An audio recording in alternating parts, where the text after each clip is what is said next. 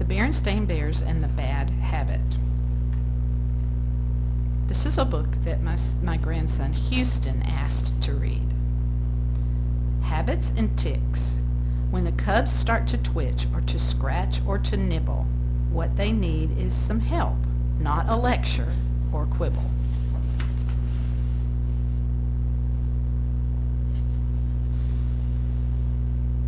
The Bears and the Bad Habit. Sister Bear, who lived with her mama, papa, and brother in the big tree house down a sunny dirt road deep in bear country, had been going to school for quite a while.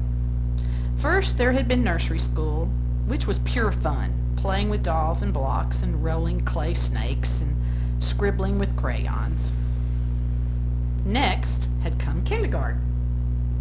That was fun too. There was marching games and a rhythm band. She also learned a lot of numbers in kindergarten and most of the alphabet. Now Sister was in first grade. Regular school was different. It was still fun, and she liked Teacher Jane very much. But it wasn't all fun. There was quite a lot of work, spelling, number problems, all kinds of things. In regular school, you have to concentrate, and sometimes when you concentrate, you form little nervous habits. That's what happened to some of the cubs in Teacher Jane's class. Lizzie twirled her fur, twirl, twirl, twirl. Freddie scratched his head, scratch, scratch, scratch. Norman stuck his thumb, suck, suck, suck. Sucked his thumb, suck, suck, suck. And Sister nibbled her nails, nibble, nibble, nibble, nibble. Before she knew it, she had nibbled them down to nubbins. In fact, she nibbled them so far that some of her fingers were starting to get sore. "Oh dear," said Mama to Sister when the cubs got home from school one day, "you've nibbled your nails down to nubbins. In fact, you've nibbled them clean off. How did that happen?" "I'm not exactly sure, Mama," said Sister, "but some of them are getting sore." Said Mama. "Well, here's what we'll do. We'll put a little medicine on the sore ones and bits of adhesive tape all over them.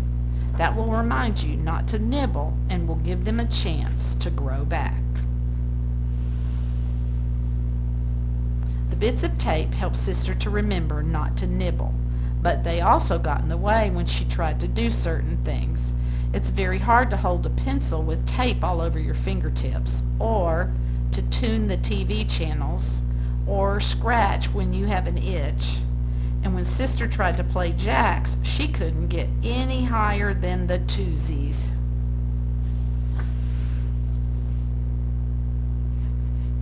But worst of all, the bits of tape told the whole world that Sister Bear was a nail biter. The next morning, when Sister lined up for school, Lizzie Bruin and some of the others began pointing and teasing. "Sister nibbles her nails, Sister nibbles her nails." It didn't take Sister long to pull those bits of tape off of her fingers. And without the tape, she forgot to remember not to nibble them. She forgot during school, and she forgot on the bus, and then she even forgot as she and Brother climbed off the bus. "You're going to have to cut that out, sis," said Brother, "or you'll get to be a full-time nail biter." "I'm afraid your brother's right," said Mama, who was organizing the wheelbarrow for some garden work. "I don't mean to nag, but nail biting is a very difficult habit to break." "Habit?" asked Sister, making fists so that her nubby, nubbled-off nails wouldn't show. "What's a habit?" "That's a good question," said Mama. "Come along while I plant these tulip bulbs Grizzly Grin sent over, and we'll talk about it." "A habit," said Mama. "A habit," said Mama as she pushed the wheelbarrow along the well-worn path, "is something that you do so often that you don't even have to think about it. Habits are very important parts of our lives, and most of them are good, like brushing your teeth and combing your fur when you get up in the morning and looking both ways before you cross a road. But some habits aren't so good. Like nail biting?" asked Sister. You would like to have nice nails grow back, wouldn't you?" was Mama's answer. "Oh, yes," said Sister, "but I keep forgetting.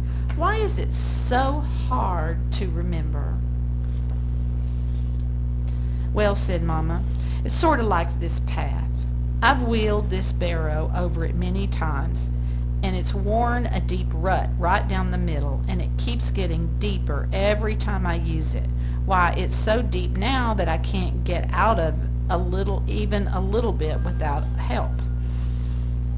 That's the way it is with a bad habit. The more you use it, the harder it is to get out of.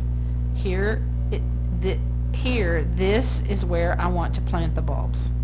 "Well, what about my nail biting habit?" asked Sister as she helped Mama dig out the deep rut. How am I going to get out of it?" "Well, you just need a little help," said Mama. "That's all. Let's plant Gran's tulips while I think about it, and later I'll talk to your papa. He may even have some ideas." "I could read her the riot act," said Papa. "You know nail biting is outrageous and disgraceful, and if you don't stop it immediately—" "Oh, dear me, no," said Mama. "Nail biting is a kind of nervous habit, and shouting and threatening will just make her more nervous." "I suppose so," said Papa thoughtfully. "Perhaps some sort of reward would help. A bit of money. Let's say a dime for every day that she doesn't bite her nails." Before Mama could answer, Sister Bear, who had been nervously nibbling in the other room, popped in and said, "A dime? 10 whole cents every day just for not biting my nails?" "That's right," said Papa, "until that habit's broken." "Oh, I'll never nibble again," she said, as she thought of all the lovely dimes that she was going to get. By the way, it turned out that she didn't get a single dime. All she got was discouraged. A day is a long time, and habits are powerful, especially bad habits. Even with the promise of a dime, she couldn't remember not to nibble. Mama and Papa even got discouraged too. "Oh well," sighed Mama, "life goes on. I must call Gran and thank her for those tulips." "Oh, you're very welcome, my dear," said Gran when Mama called. "And how is everything at your house?" "Is that so? You know I was a nail biter when I was a cub, and my mama helped me stop. What have you tried so far?" "Well, I think you're on the right track with the dime, but instead of giving a dime, and instead of giving it to her at the end of the day—" "What an interesting idea," said Mama as she listened to wise old Grizzly Gran. So they tried Gran's idea. Instead of a dime at the end of the day, they gave Sister 10 pennies, one for each nail.